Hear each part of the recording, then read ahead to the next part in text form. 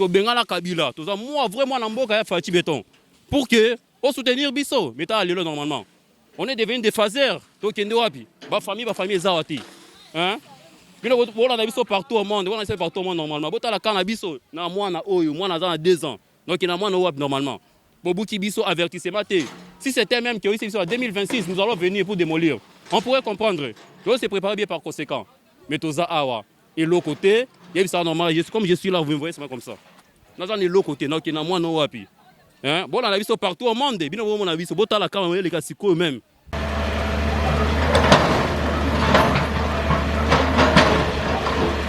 Ouais.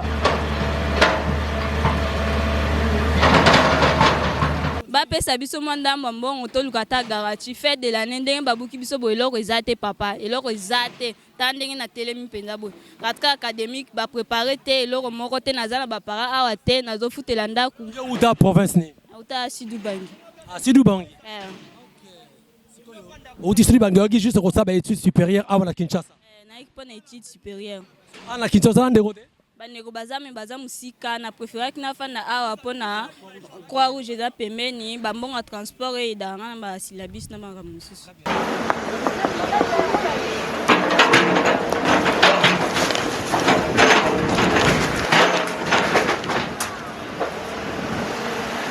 Ces maisons ici, eza banda kuyakala depuis Mobutu. Parce que nous on est né ici, on est grandi ici. Vous voyez, eza banda kuyakala depuis Mobutu. Mobutu kutazala batongango Kabila le père aye akutango Kabila le fils aye akutango tant que notre président a Fati mwana mboka nde bangi basala bisobo ce qu'on est ba démolir bisobo to kende wapi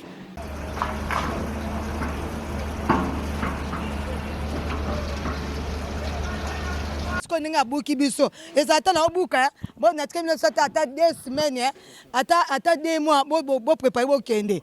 Et l'autre côté, mbala moko kaka boye ba ebisi biso ka to kuta babuka. Siko na mwana ape mbula ne beti. Babuka ndenge babuki bino ba pesi bino sika bo okende. Ba pesi biso sika te, ba pesi biso pe ba mbongo te. Ba pesi biso l'autre côté. Siko na minute pe to za mboka la biso papa la ngai, président la ngai. Fati Béton. Okota la bana na hote citation au papa. To kende wapi tala mwana muke. Tala na bébé oyo. To mbule ko beta. Bo buki na ba clôture nyoso. Ekotonda nanu mwana oyo akokende wapi bébé oyo.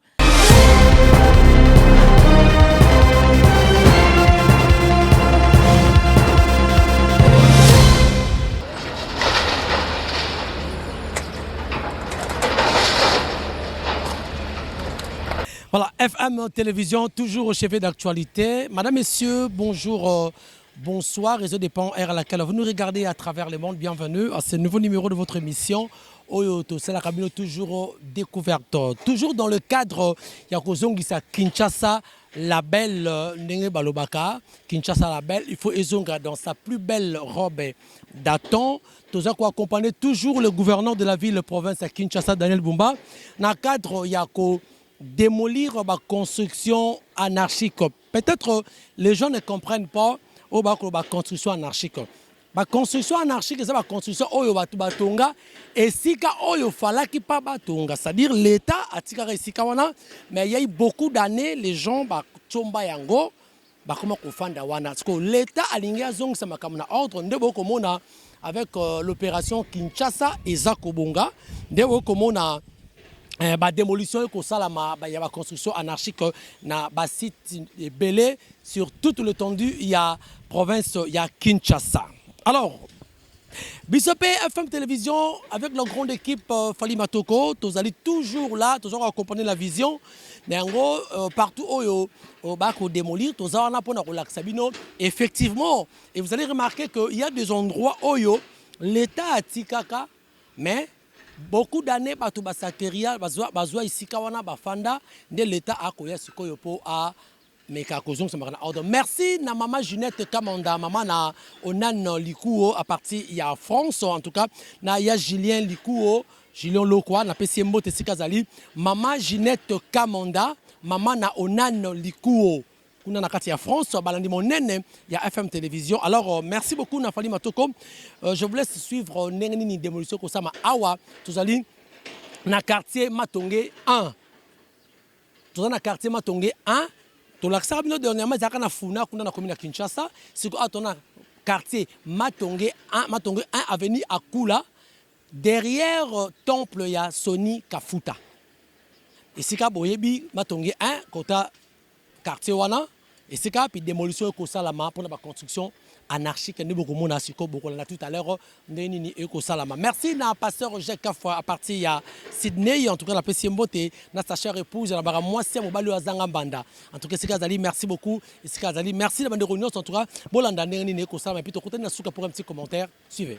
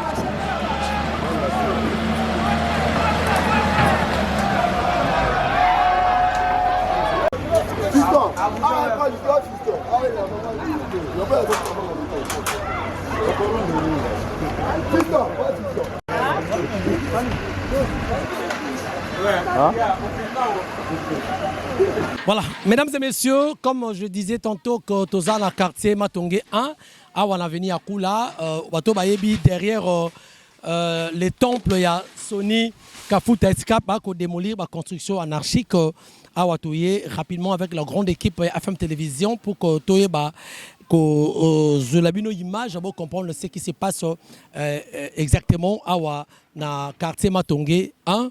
Na commune ya Kalamu. Merci na maman Ginette Kamanda on a kabiso parti en France maman na Onan Likuo vraiment ensemble alors je crois qu'on va avoir quelques malobaya occupants ya katnesika o mbote nderolanga. Oui mbote. Boni. Bien.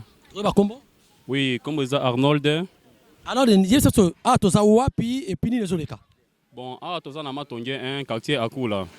Bon, en fait, toza un problème, un sérieux problème. Qui est à la base n'est pas au bout kabiso boué, dont on ne parvient pas à comprendre. Si c'était même qui va visiter un préavis, Bobi Matoya Kobuka. Mais donc pour nous c'est une surprise seulement comme ça.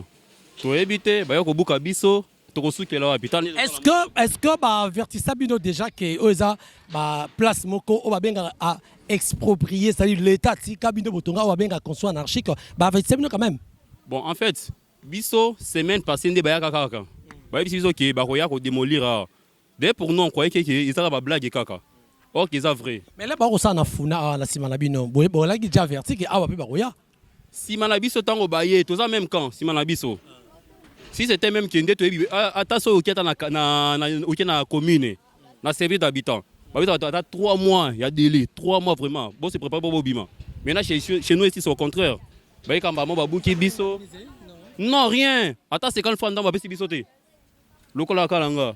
Et pas dans la fin de la koya babu kelinga ndako na mwana boye soki omoni maman na ondima te maman na afanya za maladi babu kinga mwana ke na mwana wapi normalement et baba fachi biso to vota bino yo to vota yo to benga bokolimbi ça pas la terme parce que comme je suis là moi ici très motivé bokolimbi ça pas terme to benga la kabila to za moi vraiment na mboka ya fachi béton pour que on soutenir biso mais ta lelo normalement on est devenu des phasers to kende wapi ba famille zawati hein. On a biso partout au monde, on a partout au monde normalement. Bota la cannabis na mwana oyo, mwana za 2 ans. Donc il y a mwana wap normalement. Bobuki biso avertissement té. Si c'était même que ici en 2026, nous allons venir pour démolir. On pourrait comprendre. Donc c'est préparé bien par conséquent. Mais toza awa. Et l'autre côté, il y a ça normal, comme je suis là, vous me voyez, c'est pas comme ça. Nous avons l'autre côté, donc il y a moins no wapi.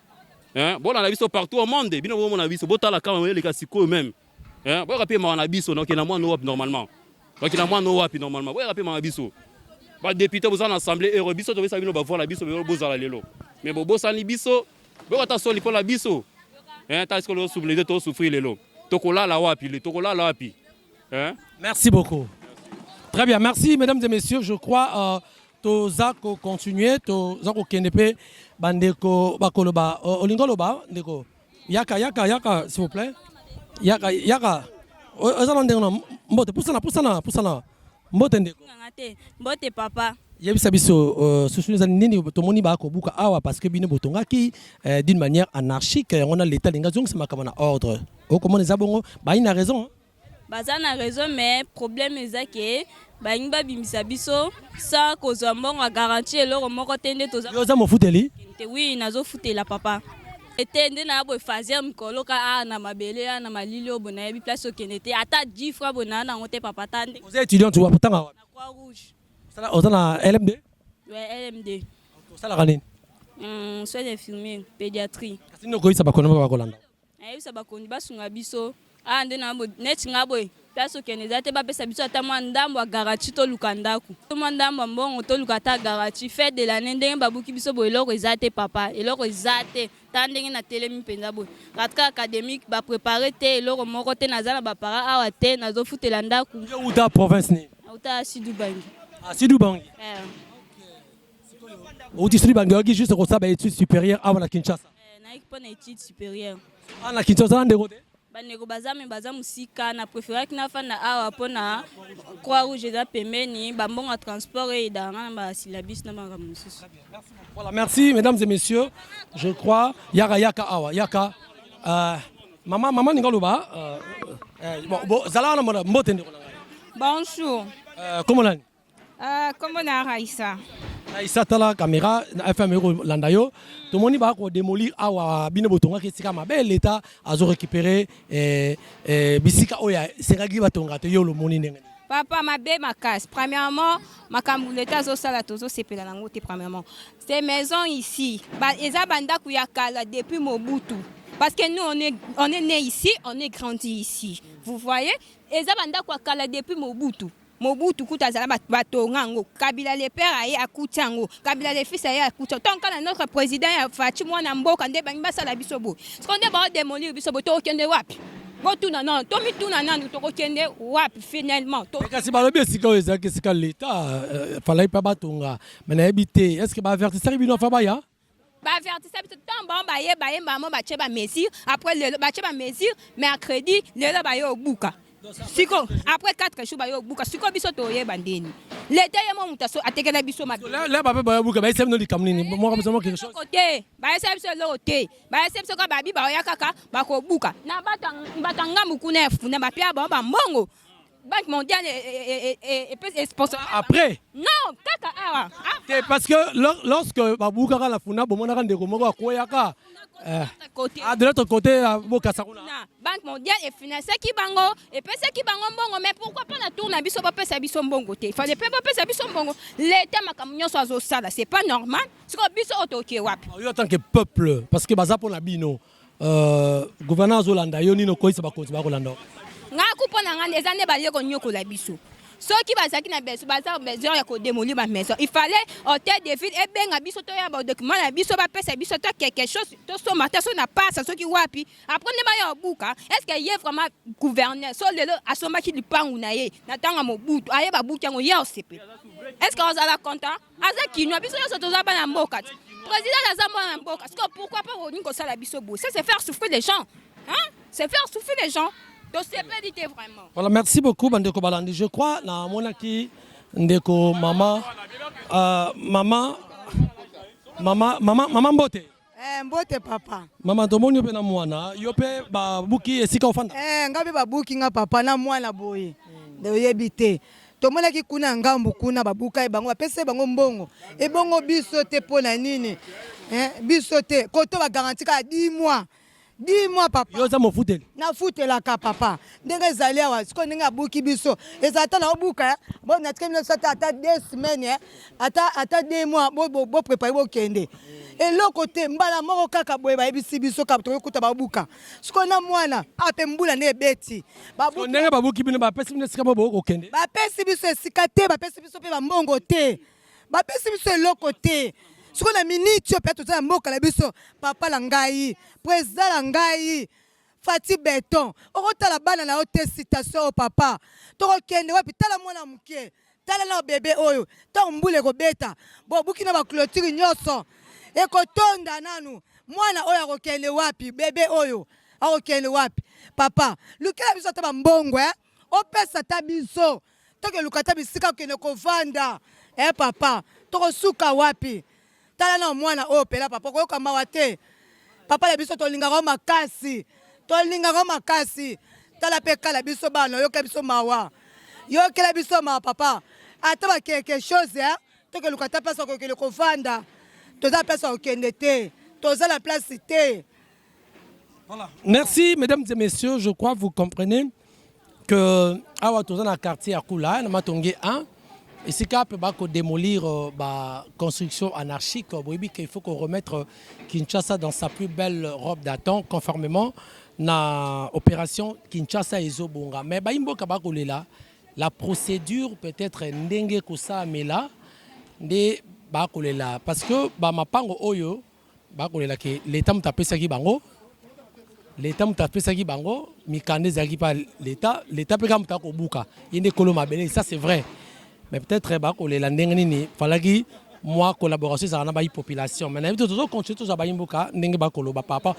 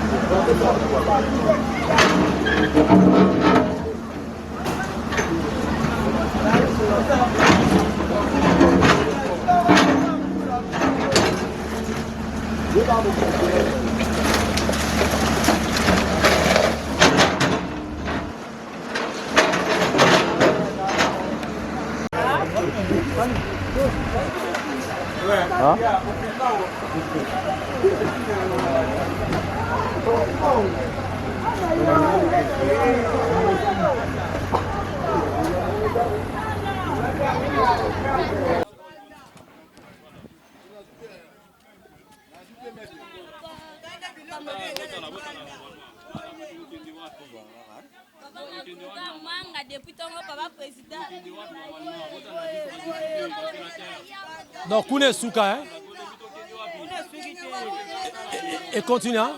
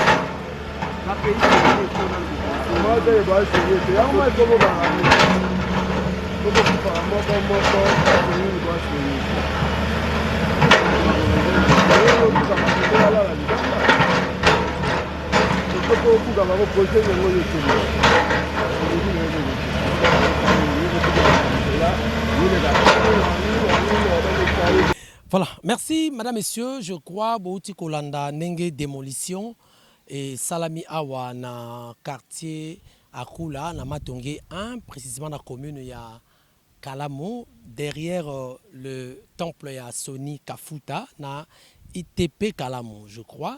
Donc ma construction anarchique. Mais au total constat avec la grande équipe et FM Télévision, ils ont dit que ma famille est belle ils ont là sous la belle étoile.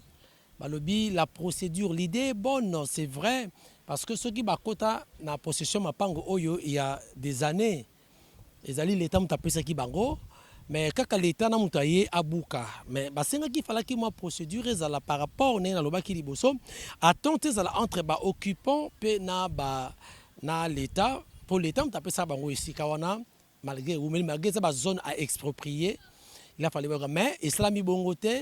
Le on peut se 4 jours, on va démolir, en tout cas, to éviter comment, mais aussi que bon, bon, sunga population oyo, bazana bana, bon, moni bana belé, libanda, la famille isola libanda, et ce que nous évitons aussi, comme conséquence, c'est que ceux qui to sali attention te ba famille zela ba imbali bazali ba basi ba yali to ko ba kuluna ba roya ba criminel ba roya parce que ba roza ko la te et puis ba fi ba ko kende même na ba bisika oyo to benga ba put ba ndumba si je peux dire ainsi. Donc ezabiloko oyo fu l'étape ameka ko tala yango ezali bien, faut que zongisa kin dans sa plus belle robe d'aton, mais il faut voir la manière dont il faut le faire pour les conséquences oyo ezalate vraiment na kati ya ville ya Kinshasa qui bonga. Nous sommes sûrs et certains que qui n'est bonga, mais bonga avec une procédure au pays ya malamo que population azala inquiété et zala malami abetali bakute. Merci na bande retour la libiso, en tout cas continuez à vous abonner massivement et merci na papa nangai Julien Liko à partir de France. Merci également na maman Ginette Kamanda, maman na Onan Likuo. Azola Nangai, merci na pasteur Jacques à partir de Sydney, et merci aussi na gouverneur à Kinshasa, son excellence le gouverneur Daniel Bumba, voulais-je dire, Daniel Bumba, en tout cas la PCI et la grande équipe à gouverneur à Kinshasa, et Mbote en tout cas, Bossala Monsala, mais pensez aussi à cette population Oyo, Votakapé Bino, et bazala peine inquiétude du tegozala malamu mingi. Merci en tout cas. Ceux qui nous ont besoin de prochainement, dans le numéro Mosusu. Ciao.